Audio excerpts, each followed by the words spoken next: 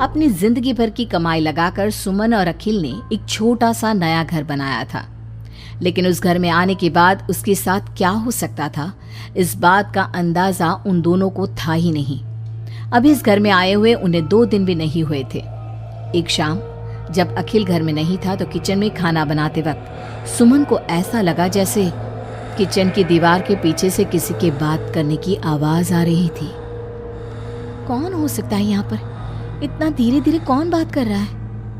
सुमन दीवार से कान लगाकर बात सुनने की कोशिश करती है, लेकिन उसे कुछ सुनाई नहीं देता। तभी अचानक घर की लाइट चली जाती है और दरवाजे पर जोर जोर से दस्तक देने की आवाज आती है। सुमन दरवाजे की तरफ दौड़ कर जाती है, लेकिन दरवाजा खोलने से पहले कोई आवाज उसके कान में धीरे से सुनाई पड़ती है। सुमन, मैं यहाँ हूँ, तुम्हारे घर में। सुमन जोर से चीखती है और दरवाजा नहीं खोलती। दरवाजे की बजने की आवाज धीरे धीरे तेज होने लगती है। सुमन लड़खड़ाते कदमों से आगे बढ़ती है और झटके के साथ दरवाजा खोलकर अपनी आंखें बंद कर लेती है। तभी अचानक से अखिल की आवाज सुनकर उसे होश आता है। सुमन, क्या हुआ? तुम इतनी घबराई हुई क्यों हो? अखिल, वो लाइट चली गई और कोई है इस घर में। अखिल, मुझे बहुत डर लग रहा है। वो किचन की दीवार के पीछे से किसी की आवाज आ रही थी। कैसी बात कर रही हो? तुमने खुद सारे लाइट के स्विच ऑफ किए हुए हैं। देखो, लाइट तो आ रही है। सुमन, तुमने घर में अंधेरा क्यों किया हुआ है? और किसकी आवाजें आ रही थी? चलो चलो, मैं जाकर चेक करता हूं। नहीं अखिल, मैंने लाइट ऑफ नहीं की। और मैं क्यों लाइट ऑफ करूंगी? ये देखो, ध्यान से देखो, घर के सारे स्विच ऑफ हैं। तुम भी ना कमाल करती हो सुमन। तुम्हारी तबीयत तो ठीक है? ये देखकर सुमन और भी ज्यादा डर जाती है कि सच में लाइट की सारे स्विच बंद थे। सुमन समझ नहीं पा रही थी कि ये सब किसने किया होगा। ठीक उसी वक्त अखिल किचन की तरफ जाता है और सुमन को ऐसा लगा जैसे पीछे से किसी ने उसके कंधे पर हाथ रखा। उसने जैसे ही पलट कर देखा, एक साया उसके घर के दरवाजे से बाहर निकलता हुआ नजर आया। अखिल, अखिल यहाँ आओ, देखो कोई तो है। अभी अभी मैंने उसे बाहर जाते हुए देखा है। सुमन, मुझे लगता है कि तुम्हारी तबीयत ठीक नहीं है। अरे, मैंने किचन में भी जाकर देखा। पास वाले घर में जो लोग हैं ना, उनसे बात करने की आवाज आ रही है। एक काम करो, तुम जाकर आराम करो, मैं खाना खुद परोस कर खा लूंगा। ओके? तुम बेडरूम में जाओ। जाओ। नहीं अखिल, मैं अकेले नहीं जाऊंगी और अब इस घर में मैं एक दिन भी नहीं रहना चाहती। थोड़ी देर के बाद सुमन और अखिल दोनों ही बेडरूम में जाकर सो जाते हैं। डर की वजह से सुमन को नींद नहीं आ रही थी, लेकिन फिर वो गहरी नींद में सो जाती है और सुबह जब सोकर उठती है तो उसने देखा कि अखिल ऑफिस के लिए तैयार हो गया था। अखिल, आप कहाँ जा रहे हैं? मुझे इस घर में अकेला छोड़कर आप कहीं नहीं जा सकते। देखो सुमन, मेरा ऑफिस जाना बहुत जरूरी है। कल तुम ऐसे ही डर गई थी। अब परेशान मत हो और मैं ब्रेकफास्ट बाहर कर लूंगा। ओके? जब तुम्हारी तबीयत ठीक लगे तो तुम खाना बनाकर खा लेना। और हाँ, अगर तुम कहो तो मैं तुम्हारे लिए बाहर से खाना भिजवा दूं। नहीं अखिल, उसकी कोई ज़रूरत नहीं है। मैं अपने लिए खाना बना लूंगी, लेकिन मुझे डर लग रहा है। डरने की कोई बात नहीं है। अभी मैं चलता हूँ, तुम अपना ख्याल रखना। चलो, गुड बाय। अखिल के जाने के बाद सुमन बाथरूम में नहाने के लिए चली जाती है और शावर ऑन करती है। नहाते नहाते सुमन को एहसास होता है कि शावर से पानी की जगह खून गिर रहा था।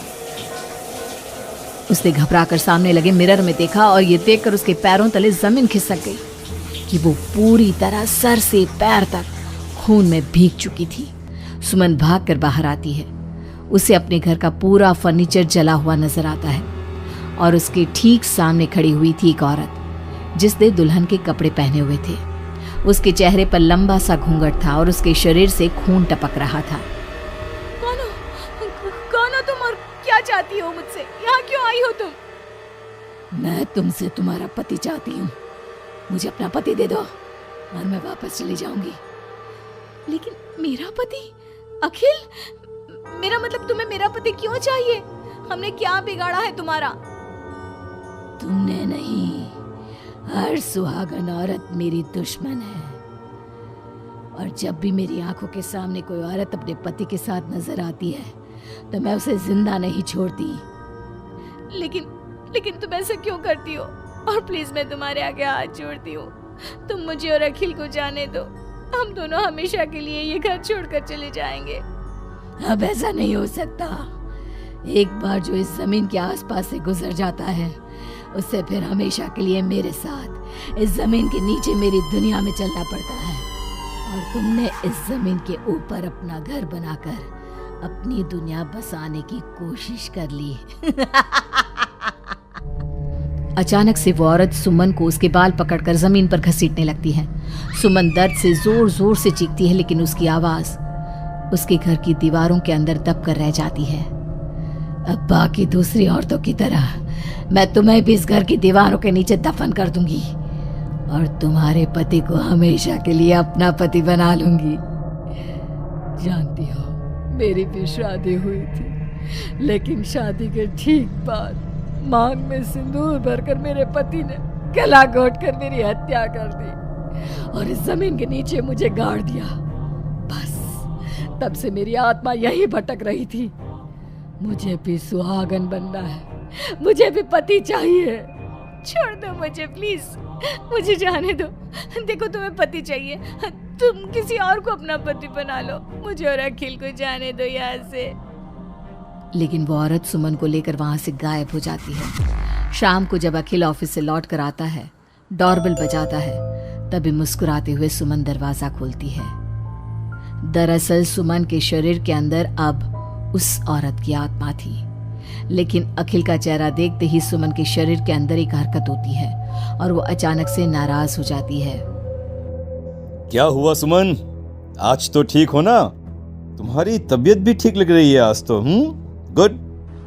मुझे नहीं पता था कि तू आने वाला है यहाँ, वरना तो मैं तेरी मौत का सारा इंतजाम करके रखती। क्या हुआ? अब मेरी बात का जवाब नहीं दोगी क्या? नाराज हो मुझसे किसी बात पर? हाँ? ऐसी तो कोई बात नहीं है। जाओ, डाइनिंग टेबल पर तुम्हारा फेवरेट खाना लगा दिया है, जाकर खा लो। हाँ, खुशबू तो बहुत अच्छी आ रही है। वैसे भी सुबह से कुछ खाया नहीं है। थैंक यू यार, मैं जल्दी से जाकर खाना खाता हूँ। ओके?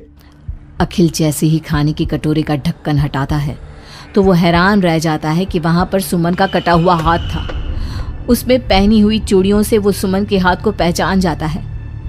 खाने की जगह सुमन के शरीर के छोटे छोटे टुकड़े काटकर उस आत्मा ने अखिल के सामने परोस दिए थे। अखिल घबराकर वहां से भागने लगता है। तभी सुमन के शरीर में मौजूद वो आत्मा अपने असली रूप में आकर अखिल के सामने खड़ी हो जाती है। कौन हो तुम?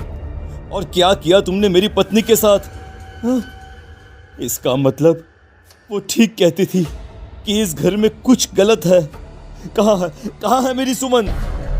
तुम्हारी सुमन के मैंने छोटे छोटे टुकड़े करके उसका खाना बना दिया और उसकी आत्मा को